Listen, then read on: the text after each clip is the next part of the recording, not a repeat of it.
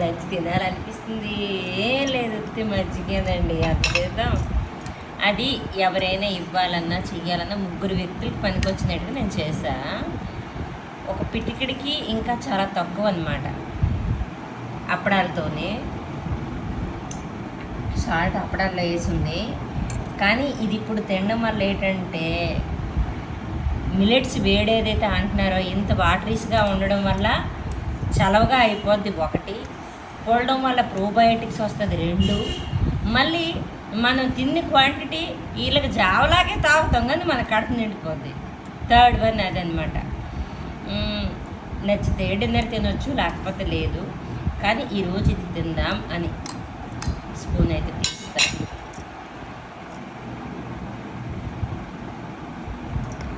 ఎంత బాగుందో అసలు, స్పైసీగా అల్లం చిన్న చిన్న ముక్కలు మిరపకాయలు అన్నీ వేసాను. చాలా బాగుంది.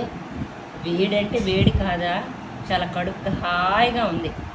ఏం తింటే సెలవు తీసుకుంటున్నాను, లంచ్ తింటున్నాను.